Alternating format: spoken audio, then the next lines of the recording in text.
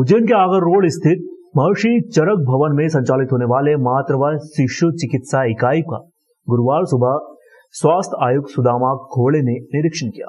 इनके साथ मुख्य चिकित्सा एवं स्वास्थ्य अधिकारी डॉक्टर संजय शर्मा एवं जिला के अन्य अधिकारी भी मौजूद थे। दरअसल मध्य प्रदेश शासन ने जुलाई महीने से प्रदेश में संपूर्ण कायाकल्प अभियान चलाया है। इस अभियान के तहत जिलों में स्वास्थ्य सेवाओं की बेहतरी के लिए काम किया जा रहा है। संपूर्ण कायाकल्प अभियान के दौरान स्वास्थ्य केंद्रों में जरूरी मरम्मत व वहां पर जरूरी संसाधन उपलब्ध कराने की दिशा में काम करना है। स्वास्थ्य संस्थाओं में सामान्य व विशेष मरम्मत के कार्यों के साथ ही स्वास्थ्य सुविधाओं का विस्तार करना भी इस अभियान का उद्देश्य है।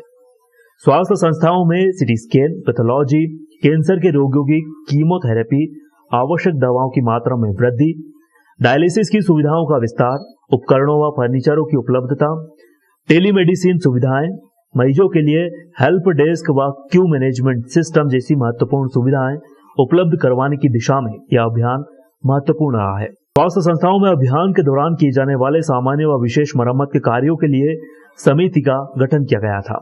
संपूर्ण कायाकल्प अभियान में स्वास्थ्य संस्थाओं में सामान्य व विशेष मरम्मत कार्य आदेश 31 अगस्त तक जारी करने के लिए कहा गया था। साथ ही 15 अक्टूबर तक कार्य पूरा कर लेने के लिए कहा गया। कार्य के पूर्व व कार्य होने के बाद के इसके फोटोग्राफी भी अपलोड करने के निर्देश दिए गए थे। इस अभियान के तहत जिले में कितना काम हुआ है और कितने काम अभी भी बाकी हैं, इसी का जायजा लेने के लिए स्वास्थ्य आयुक्त सुदामा घोड़े उज्जैन आए हुए थे। बुधवार को उन्होंने जिले के कई सारे स्वास्थ्य केंद्रों का निरीक्षण किया। गुरुवार सुबह वे इसी सिलसिले में चरक भवन भी पहुंचे।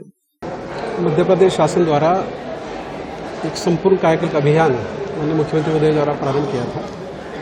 इसमें 2 कंपोनेंट थे। एक, जितने भी भवन है हमारे, उसमें बेसिक कुछ रिपेयर हो सकते हैं, कुछ बड़े रिपेयर हो सकते हैं और पुताई और साफ सफाई का इशू था। दूसरा महत्वपूर्ण कंपोनेंट था कि जितना भी गैप एनालिसिस हमने किया था इक्विपमेंट्स का, वो यहाँ पे पहुँचा के उनको काम करना था। जैसे कि यहाँ पे पहले एबीजी मशीन नहीं थी, वो प्रारंभ हो गया काम। साथ ही जो अन्य जो इश्यूज आते हैं एचआर के होते हैं, बाकी प्रशासन के होते हैं, इसके लिए भी आप चूँकि आप जानते हैं कि मध्य प्रदेश में एमसीएच का स्पेशलाइज सेंटर है जो एकमेव है। इसमें भी वो अच्छा काम कर रहे हैं, लेकिन उसके बावजूद भी और कुछ किया जा सकता है इसमें। इसी को लेकर हम आए थे।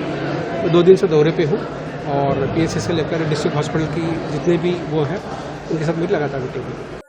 महाकाल लोक के लिफाफे का लोकार्पण किया गया। डाक विभाग मध्य प्रदेश ने कलेक्टर के आतिथ्य में यह जारी किया है। विश्व प्रसिद्ध महाकाल मंदिर के विस्तारीकरण के अंतर्गत 11 तारीख को देश के प्रधानमंत्री नरेंद्र मोदी द्वारा महाकाल लोक के प्रथम चरण का लोकार्पण किया गया था। इसके बाद गुरुवार को भारतीय डाक विभाग मध्य प्रदेश द्वारा महाकाल समीप स्थित भारत माता मंदिर में कलेक्टर आशीष सिंह के आतिथ्य में महाकाल लोक की लिफाफे का विमोचन किया गया।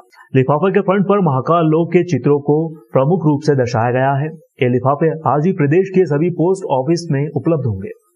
इस लिफाफे की कीमत 10 से 15 रुपए तक की तय की गई है। कार्यक्रम में प्रमुख रूप से Brajesh Kumar post master general, Indore post office के अलावा उज्जैन संभाग पोस्ट ऑफिस के पदाधिकारी भी यहाँ पर मौजूद रहे।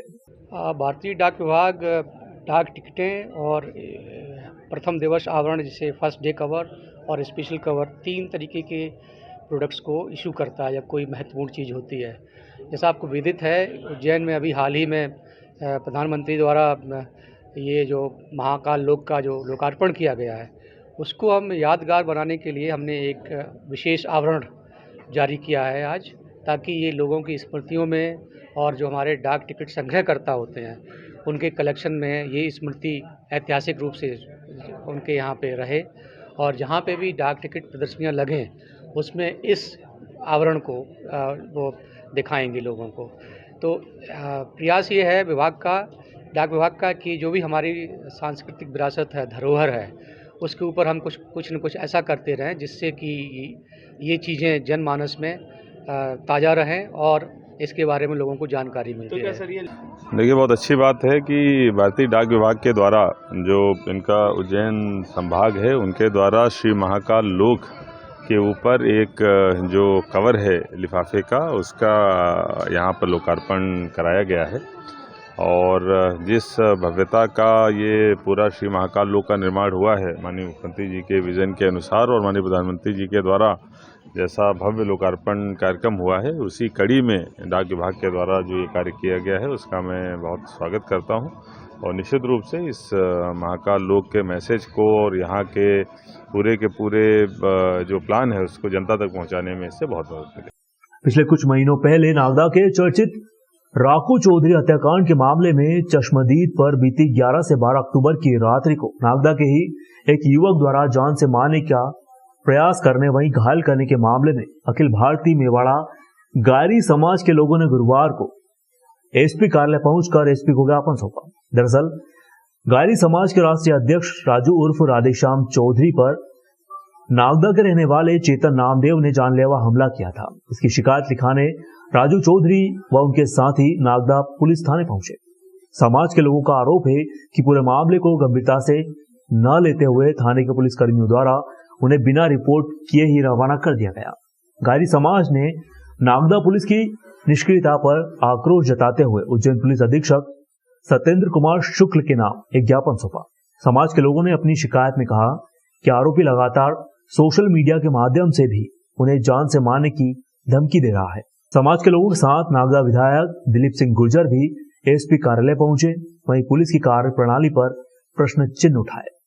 आज गायरी समाज द्वारा हमारे जो राष्ट्रीय अध्यक्ष थे राजू चौधरी, कल रात को उनके जो हत्याकांड की चश्मदीद गवाह भी है उनके खिलाफ षड्यंत्र करके उनको हमला किया गया था। उसके संबंध में थाने पे भी गए थे राजू चौधरी वगैरह, उसके बावजूद भी उनकी एफआईआर नहीं लिखी गई। तो इस घटनाक्रम से एसपी साहब को अवगत कराने के लिए तो जो सुप्रीम कोर्ट का भी आदेश है कि जितने भी हत्याकांडों के बड़े अपराधी पकड़ने उनकी सुरक्षा व्यवस्था की जाए, परंतु ये अलग हो रहा है। वहाँ पर अपराधी तत्वों को संरक्षण दिया जा रहा है और जो फरियादी उन पर डराया धमकाया जा रहा है, इसलिए एसपी साहब को हम अवगत कराना है। आज एसपी साहब को ज्ञापन दिया है, हमने समाज जनों ने ज्ञापन दिया है मेरे साथ जो घटना हुई उस विषय में। गत रात्रि को 12 तारीख को रात्रि 12-1 के बीच में मेरे साथ जानलेवा हमला किया गया चेतन नामदेव द्वारा। उसकी सारी फुटेज वगैरह सब थाना नागदा परिषद की जो फुटेज है उनमें सुरक्षित है। उस विषय में हमने वहाँ भी रात में गए थे, वहाँ टी साहब ने हमारी एफआईआर नहीं लिखी और हमारे से अवगत की, जिस कारण से आज समाजजनों को यहाँ एसपी कार्यालय आके ने उस चीज़ से अवगत कराया गया। और पहले भी मैं राकू चौधरी केस में चश्मदीद गवाह हूँ, जिस कारण से पूरे जो उसमें आरोपी वो सब चेतन नामदेव भी इसमें मिला हुआ है और उनके भी सारे जो जितने भी केस बने पहले भी उनमें भी उसमें नाम है चेतन नामदेव का, जिस कारण से वो मेरे पे हमला करना चाहते। इस वजह से हम सारे समाजजन आज थाना प्रभारी जो नागदा ने एफआईआर नहीं करी उसके चक्कर में उस विषय में हम यहाँ एसपी साहब को आज ज्ञापन के माध्यम से अवगत करा। आगामी 15 से 16 अक्टूबर को उज्जैन के इंदौर रोड स्थित अंजुश्री होटल में भारत की सबसे बड़ी डायबिटीज संस्था research society and studies of diabetes in India के सदस्य बड़ी संख्या में जमा हुए। संस्था के इस 7वें मैनुअल कॉन्फ्रेंस में डायबिटीज चिकित्सकों द्वारा शुगर की बीमारियों पर विचार किया जाएगा, इनके अनुसंधान पर व्याख्यान दिया जाएगा। संस्था अध्यक्ष डॉक्टर विजय गर्ग ने बताया कि डायबिटीज एक दीमक जैसी बीमारी है जो शरीर के हर अंग को नुकसान पहुंचाती है। उन्होंने कहा कि नए अनुसंधान से युवाओं में डायबिटीज को समाप्त किया जा सकता है। 2 दिवसीय अधिवेशन में लगभग 55 राष्ट्रीय एवं प्रदेश के ख्यात डॉक्टर अपना शोध पत्र एवं गोष्ठी तथा उद्बोधन साझा करेंगे। संस्था सदस्यों के अलावा इस अधिवेशन में उज्जैन जिले के आसपास के सैकड़ों डॉक्टर भी यहाँ पर हिस्सा लेंगे। देखिए 15-16 अक्टूबर को उज्जैन में डायबिटीज की कॉन्फ्रेंस हो रही है, सम्मेलन हो रहा है, जिसमें 350 डॉक्टर इकट्ठा लेंगे। सबसे मुख्य बात है कि 6 पद्मश्री आ रहे हैं और 2 तो इंटरनेशनल फिगर आ रहे हैं, डॉक्टर सुशांत जैसी बम्बई एंड वेंकटरमन अमेरिका, साथ में मुरुगनाथन आ रहे हैं जो ब्लड प्रेशर के विशेषज्ञ हैं, के सेठी आ रहे हैं जो दिल्ली के हैं। मुख्य 3 बातों के बारे में डिस्कस होगा कि डायबिटीज को कैसे बाय करा जाए, साथ ही प्री डायबिटीज रहते हैं जिनको कोई डायबिटीज के सिम्टम्स नहीं रहते हैं, खाली शुगर 130 से 180 रहती पर खतरा डायबिटीज जैसा रहता है, उनको कैसे पहचाना जाए। साथ ही जो नई दवाएं आ गई है जिससे कि हम डायबिटीज के खतरे को कैसे पहचानें उसके बारे में विचार विमर्श होगा। शुगर की बीमारी के विभिन्न पहलुओं पर चर्चा की जाएगी, अपने अपने विचार की आदान प्रदान होगा, जिससे इस सब के होने से जो भी हमारे शहर के और जो भी डॉक्टर्स आ रहे हैं इस कॉन्फ्रेंस में भाग लेने हेतु सब लाभान्वित होंगे। और तरह तरह की इसमें वर्कशॉप भी रखी गई है, मोटापे के ऊपर, शुगर की जो परेशानी गर्भवती स्थितियों में आ जाती है वहाँ पर कैसे शुगर कंट्रोल की जाए, और आने वाले समय में जो हमारे नए डॉक्टर्स हैं वो इस कॉन्फ्रेंस में अपने अनुसंधान को लेकर आएंगे, क्या क्या रिसर्चेस उनने किए हैं, उपरोक्त अनुसार उनका चयन करके उनको पुरस्कृत किया जाएगा।